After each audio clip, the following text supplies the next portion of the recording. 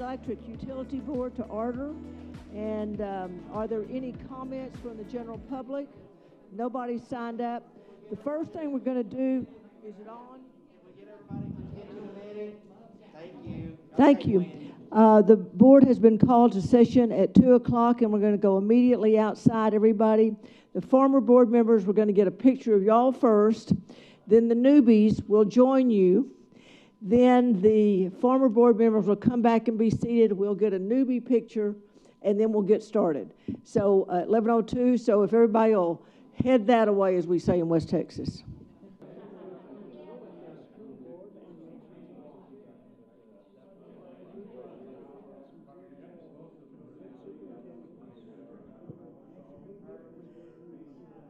Good morning.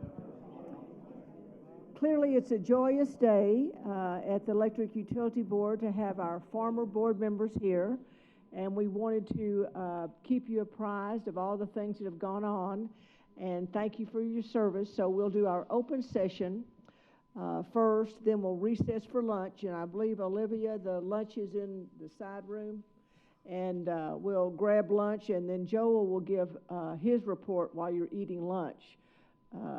Try not to make them sick, Joel, okay? The first order of business is approval of the minutes from the regular session of April 16th.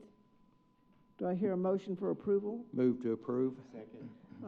Are there any changes to the minutes? I do have one change. If you will look on item number 8, we need to delete the last sentence of number 8 and add the words extend the term of the agreement by 1 year, increase by $766,958, and expands the scope of the work as described more in detail in the amendment. So this is an extension as well as some additional dollars. So I would hear then a motion to approve the minutes with those changes to number 8. So moved and seconded. All those in favor with the changes say aye. All those opposed, no. The motion carries. And Casey, are you going to be doing the financials, our financial and capital, all of those things? Yes, thank you, Casey. Okay. We'll be going through our March financials today. So I'll start with our cash. We did see an increase in our cash of $3.4 million from last month. If you look at our cash flows, we had a positive cash flow from operating activities of $2.5 million. I don't remember if y'all remember last month, but we did have a negative cash flow in operating activities, and I told y'all that in March we would see an increase in customer payments, so we're seeing that come through. In our capital and financing activities, we have a negative cash flow of $3.3 million. That's going to be due to CIP spending, which will be refunded by bonds in April. And then in our investing activities, we have a positive cash flow of $4.3 million, and that's going to be refund on bonds from February CIP expenses and then some interest income. So going back to our balance sheet, I also wanted to point out that we did have a decrease in our receivables of $7.6 million, so we are seeing customers making their payments, which is a good thing. Moving on to our liabilities, overall we had a decrease of $1 million in our liabilities. You can see that there's a large decrease in our payables. That's going to be due to the lower purchase power costs we had in March. We also had a decrease in our customer deposits. So if you see that line item is now at 0, we have refunded all of our customer deposits, so we don't have that liability on our books anymore. And then we also, in our deferred revenues, we did see an increase of $7.3 million. So overall, from February to March, our net position did decrease $5.3 million. Moving on to our ratios. So since this is the end of a quarter, I have our quarterly ratios up here as well. So starting with our usual, our days cash, since we had an increase in cash, our days cash went up from 183 to 187. We do see a small increase in our operating ratio. That's just because our expenses were greater than what we were bringing in for our revenues for the month. And then we do see a small decrease in our current ratio from 1.97 to 1.95. I did look at April, and in April we should see that number go back over 2, so where we want to be, mostly because we're going to make our bond payment. In our quarterly ratios, our debt to total assets did increase 4%, and that's going to be due to the issuance of our bond to pay the SPP settlement. So we're going to see an increase in that. That'll start to decrease again as we make payments. Our debt service coverage ratio is still looking really good. It did go down slightly, but it's still well over where we should be. And then for our reserve requirement, we went from 197% last quarter to 208% this quarter. Now, I will say for next month, when we look at April, our days cash is going to go down because we do have our big bond payment that's coming out in April. I think when I looked, it decreased about 30 days. On our income statement, so I know I usually show y'all just budget to actuals, but I kind of thought we would compare it year over year because this year does look a lot different than last year, so I wanted to have the chance to explain that to y'all. We did see our purchase power costs cut in half, and our operating expenses went way down, but you can see a big difference in our operating revenues, and the main driver behind that is going to be, one, March was a pretty mild weathered month, so our usage was down about 15% from last year. We also had a higher rate last year than we do this year.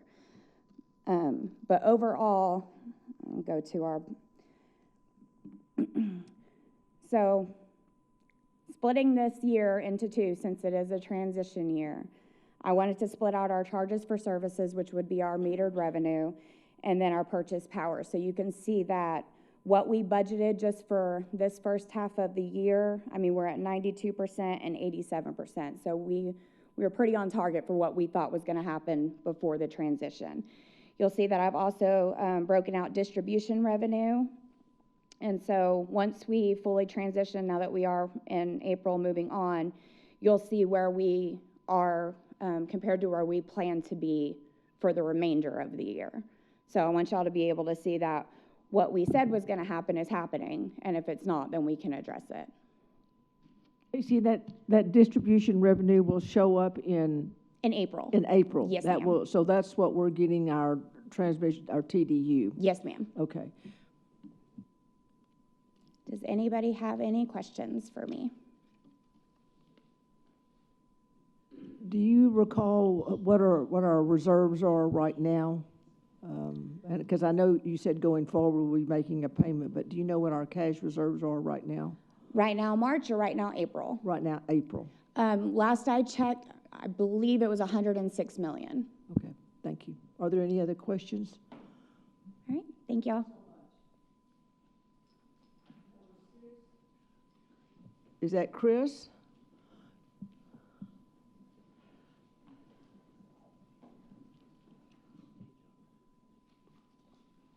Yes, ma'am. Present.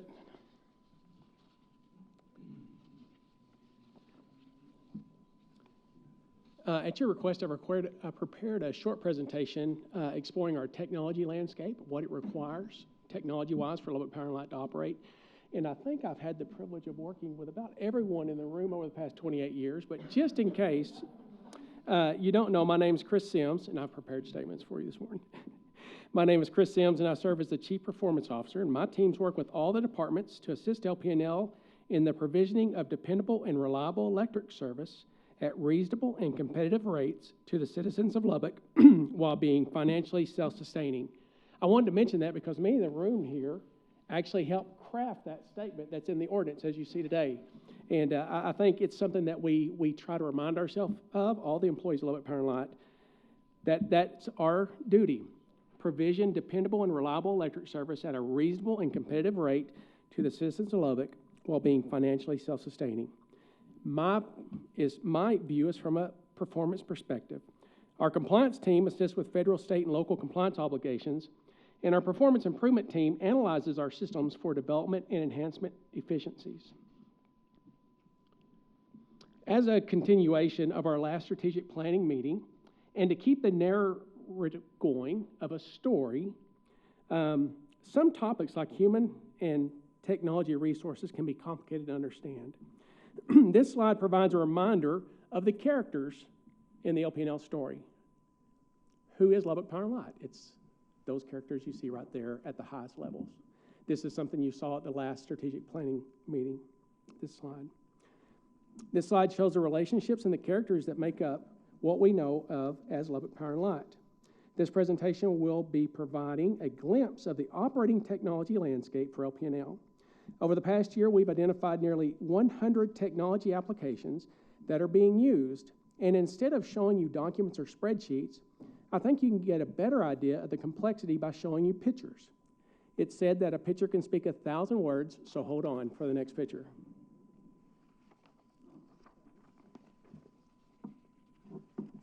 So Chris, just to be clear, what this is all the various software programs that we have. There are hundreds or so, and part of your job is to see which ones we still need, how they're going to mesh, and how they interface. Is that correct? Yes, ma'am. Okay. Well stated. So good luck. So during strategic planning over the last 2 years, we identified the need to optimize our infrastructure and technology in the strategic planning meetings. And this slide identifies the characters and relationships from an operating technology storyline. If you'll notice the green, yellow, and blue bubbles, the large green bubble comprises the City of Lubbock Utilities activities consisting of 4 cost centers. When you see the budget and you see the information from finance from Casey and Harvey and Joel, there's 4 cost centers there in the electric fund. The large blue bubble comprises our electric transmission and distribution activities consisting of 14 cost centers there. So when you're looking at the budget, that's where they lay. The large yellow bubble signifies our City of Lubbock partners like information technology and the 4 non-electric City of Lubbock utility services such as water, wastewater, stormwater. What I term our technology super platforms and the vendors who supply them are in the orange text. These are our super platforms. We have to have them or something equivalent of them to meet our ordinance provision. Acronyms for the major applications in the major platforms are in the white text. And those are acronyms, and I actually brought a list just in case you wanted to know what one of them might be. And for the audience, I apologize. That white is really difficult to see, but there are many acronyms on the screen. Also notice where the bubbles are relationally located. For example, for the City of Lubbock Utilities, the platforms and applications are located outside of the City of Lubbock Utilities bubble, indicating they're cloud-based. If you look at electric transmission and distribution, you'll see they're not cloud-based. After our performance department verifies and identifies all the technology resources being used today, then they will begin analyzing things like contract terms, user training, versioning and patching, effectiveness, interoperability and integration capabilities, security, and etc.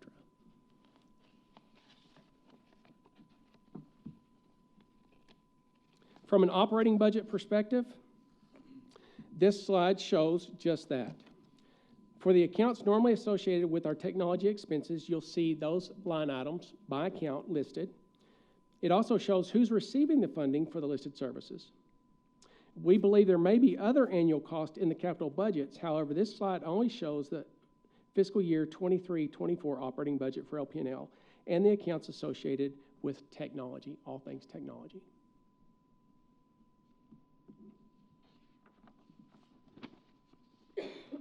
Are there any questions? Chris, on the external vendors, are those for LPNL or are they for the City of Lubbock also?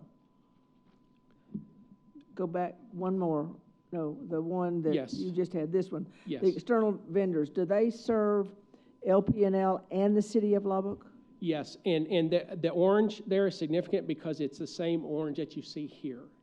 These are vendors that So that outside the ACS, organization. Schneider Electric, DNV, and Schweitzer Yes. are those vendors? Are those vendors. Okay. Yes, large sums of money. You see those contracts presented to you for amendments, modifications to the contract, and some of those you may be familiar with. Most of them I think you are, especially like Oracle. We seem to bring those back, several times a year, looking at some type of change in that contract.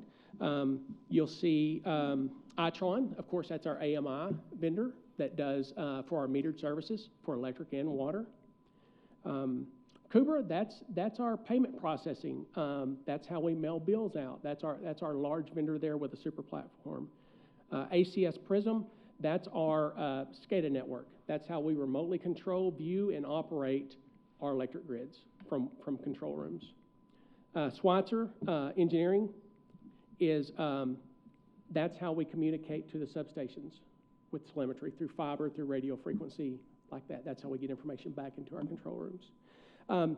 You'll notice there in the yellow, with the City of Lubbock Information Technology Department, many of the vendors that we need, that we rely on, you'll see them also in orange, such as Oracle, J.D. Edwards Enterprise One.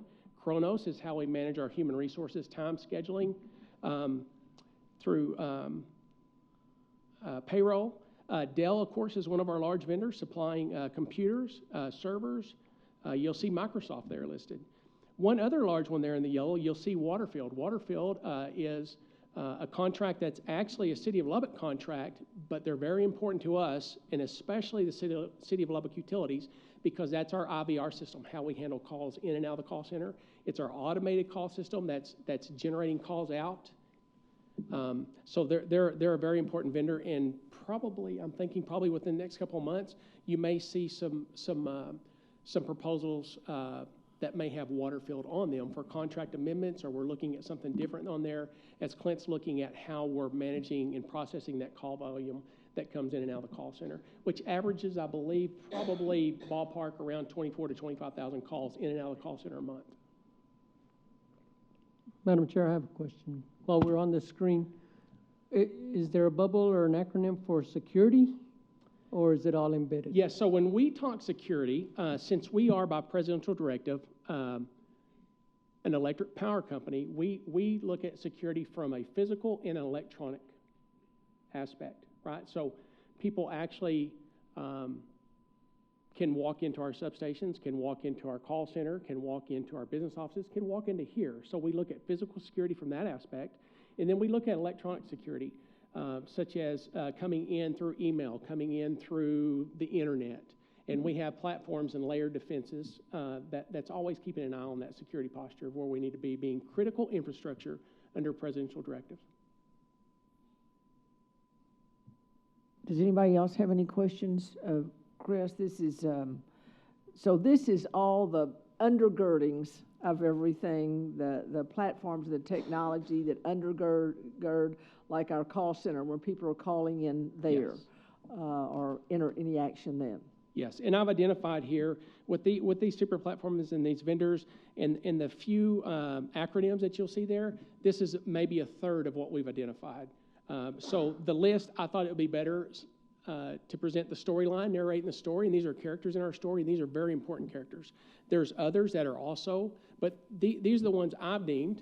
I'm not a technology expert, nor do I play one on TV, but just from my perspective looking in, and Joel has me now leading our performance as a performance chief, these are really important. There are smaller ones. You'll notice there, one of our vendors, you see the contracts come up every once in a while from a vendor known as TMG. And they're a small little bubble over there by City of Lubbock Utilities, but they actually provide a lot of consulting services for us, and then they provide some server services for us.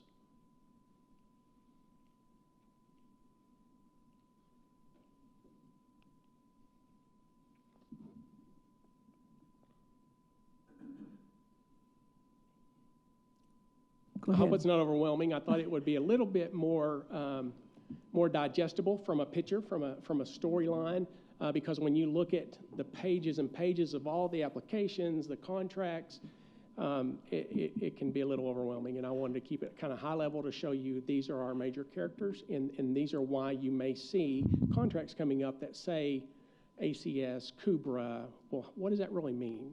And do all of these systems talk to each other, or are there any duplications? That's what you're in the process of finding out?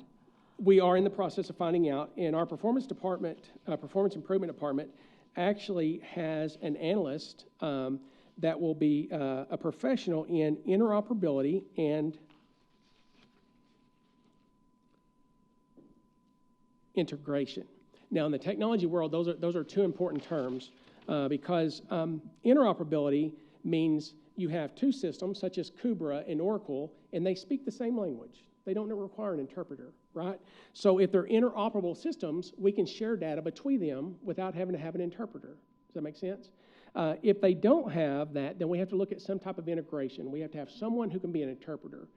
And to give you an example, just in foreign languages, say Kubra speaks French and Oracle speaks Spanish. We need an interpreter there to understand and translate from English to Spanish or from French to whatever it might be, English.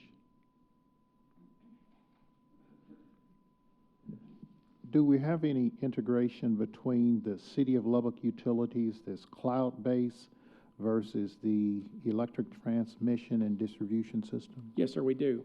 And that's a new interface that was built within the past year, and it ties to our electric transmission distribution services bubble, the character there, the outage management system. So we have to report to the ERCOT market the status of our meters. Are they in normal operations or are they in an outage? And that information flows from our outage management system, which is part of the ACS platform, into Oracle Cloud Services. Just like Itron with OpenWay with our AMI system, that information flows from cloud to cloud over to Oracle. I started drawing some lines in, Dr. Fields, and the lines became very, very, very busy, so I just stuck with the pictures.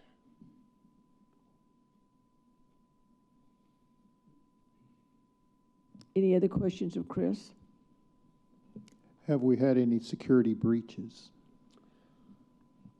We normally don't talk about them, physical or electronic, because when you do, the bad guys will figure out what you did to stop them. So I'd be glad to visit with you in private about that. But whether it be physical or electronic, yes.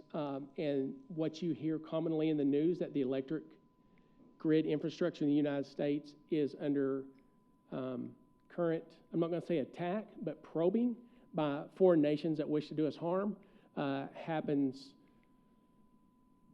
in the millions of times every 24 hours on our electronic front. On the physical front, not quite as many. Any other questions? Does that complete your report, Yes, Chris? ma'am. Okay, thank you. Good luck on finding all those strings and lines. Thank you. Before we go to number 7 with Clint, I'd like to take a moment to recognize the first chairman of this board, W.R. Collier. And W.R. has been such a leader for this community, not only in the banking community, but his civic. And none of this would have been possible without all of the former board members that are here today. So please know that our gratitude, and we're grateful for all that you've done. And I know you weathered a lot more storms. And in Joel's presentation, he's going to kind of go through from getting out of the generating business to our transition to ERCOT and the power cost recovery. And I can assure you this is a very talented staff. And but we stand really on the shoulders of all of you that preceded us. So please know that that's why you're here today, to recognize you formally at a board member for all of your contributions. And we'll keep everybody interspersed, and I can't go without saying something about David McCullough. He likes to kind of hide and not say anything, but David was the one that helped tremendously and got us started and to ERCOT, and then he handed the baton to Joel, and Joel is quite capable. And I think that this board recognizes the gifts and the attributes of the staff, and the beauty of it all is the relationship with the city council, Tim and Christy and the mayor. None of this is possible without that good collegial communication. And our board meetings are always open to the city council, and the mayor sits as an ex officio member of the board. But W.R., a very special thanks to you, because with this ordinance, for years you were the one that really paved the way for today. So thank you from the citizens of Lubbock, and certainly from this current board.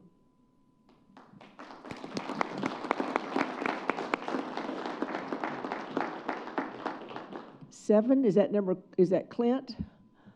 Clint Gardner is our Chief Customer Service. What does Joel call you? Chief Customer Officer. Okay. I'm not gonna tell you what he calls me. My title is Chief Customer Officer. So, Dr. Fields, this is you too, so it's not just me, okay? This is our Customer Engagement Committee that we had on March 18th. No, May 14th. We had May 14th, so.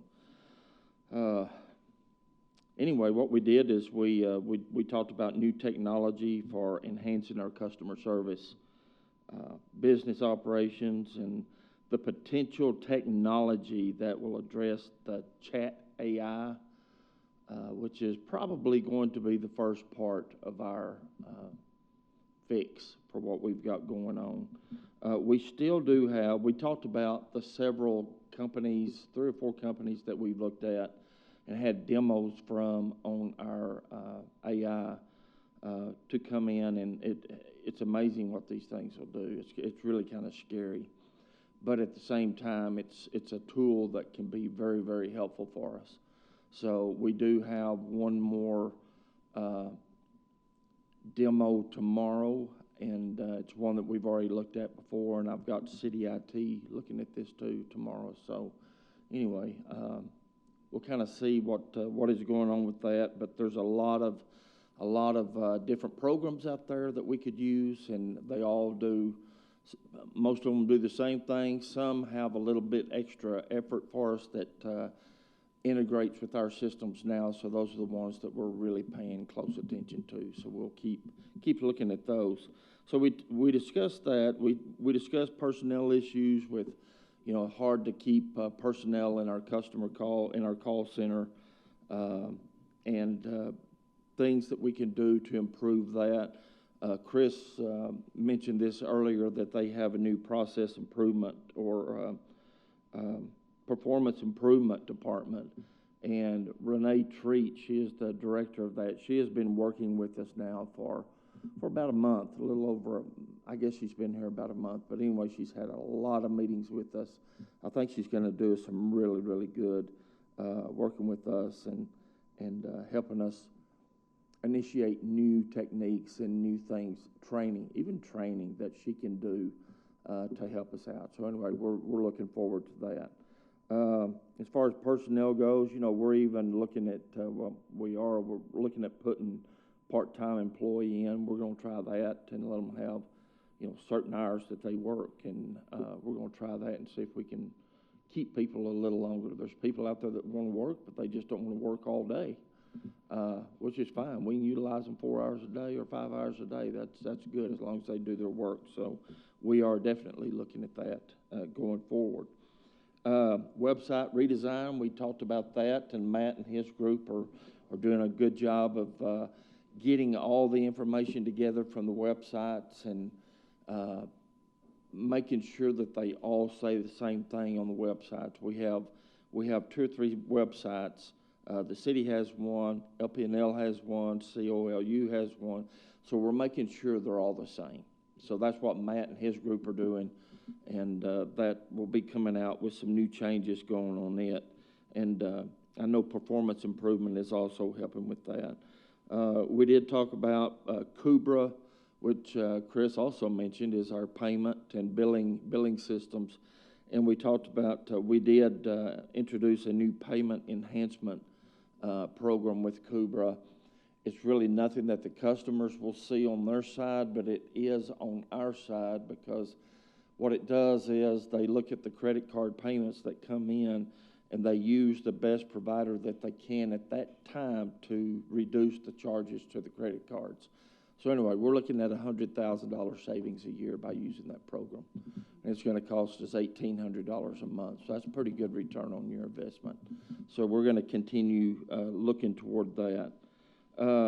We talked about the transition into retail competition, how it's going, and how things are going there.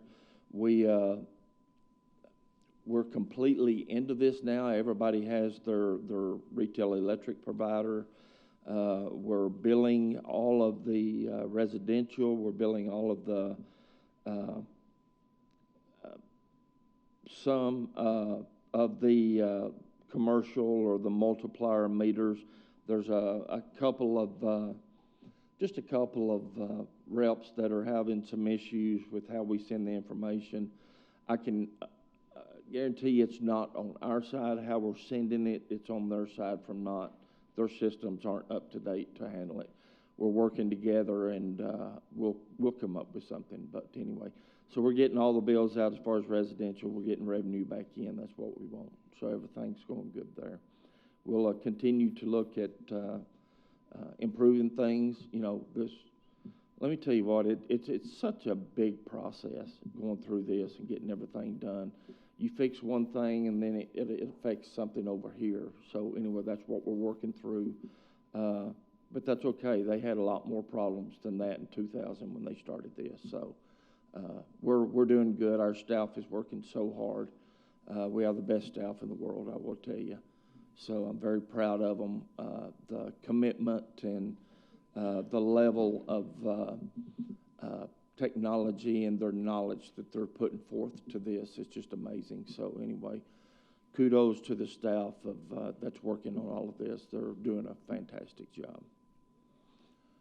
Dr. Fields, you have anything to add? I would just like to say I appreciate Clint Garner and his staff and Joel and all of them for considering some of the challenges that we have in the utility office. I think the artificial intelligence will resolve some of that. We've had a difficult hill to climb, so to speak, as far as reclassifying customer service reps and even getting increase in the number of staff to cover the phone calls and handle the operation. So I think artificial intelligence is probably one of the better ways to do it. We look forward to a business plan that will kind of lay out the pros and the cons and to perhaps give us some timelines because AI is going to touch a lot more than just the utility office. It's going to touch a vast number of the operations and probably make Chris Sims wish he was retired. Yeah. But I think it'll be great, and I think when it links up with what we're doing on our website, we have potential to really move forward as an organization. So appreciate what you guys are doing. Thank you. I would hope at some point we can get away from touching data files before we send them to the reps. I'm still at a loss as to why this was not identified during the testing. Somebody should have been hollering, especially if we're talking about the largest two reps. Somebody should have said, hey, we can't read your file in order to produce bills. Agreed. I'm still getting calls myself from churches that either have not gotten a bill or did not get a complete bill. And of course, when we talk to the rep, they're blaming it back on LPNL. So I'm hoping we can get this resolved as soon as possible. There's a lot being blamed on us from the rep side that needs to be corrected because that's not the way it is. That's the easy way out for them, and we're the scapegoat. But you know, this is one time that our systems are better than theirs. And the only thing, the only problem that we're having, I can't get anybody else to buy in on this, is when we go to this AI chat thing. I want it to have a Tahoka accident like me. But nobody's buying it. I don't know what it is. I appreciate them not buying it. That's just not right. Thank you, Dr. Fields. We do need a motion to approve the minutes from that committee as a part of your presentation. Clint, do I hear a motion to that effect? So moved. Is there a second? I'll second. Mr. Harville seconds. All those in favor, please say aye. All those opposed, no. The motion carries. And Clint, are you number 8, too? I am number 8. We can't get you to sit down, Not yet, but it will be real quick, and I'll sit down. I'll be glad to. Item 8 is to consider a resolution for Oracle Amendment 2 in the amount of $766,958. It's on a time and material basis. Money for this Amendment 2 is available in our account for the ERCOT Transmission Distribution Service Provider System. The service provided by Oracle will be invoiced to us monthly, so we will be keeping an eye out on everything that is happening with it. So it's a good, it's going to be a good thing. What they're going to be working on, Oracle will be performing these things. They'll do the functional and technical assistance for CCS, Market Transaction Management module of CCS. And what that does, it receives and creates market transactions, continued support for training. They'll continue to train us and our personnel. That's something that we're trying to do now, is for Oracle and TMG to train our employees as they work with them, so we can try to get away from these vendors and we can do everything on our own. That's our end goal, is to do that. They'll have to create some things, they'll have to help us determine processes, configurations to our system, business process changes, and it's all going to change because of Texas 5.0, Texas SET 5.0, testing and other things that are required. Now, Texas SET 5.0, that's the Texas Standard Electronic Transaction, and it's used by the competitive retail electric market.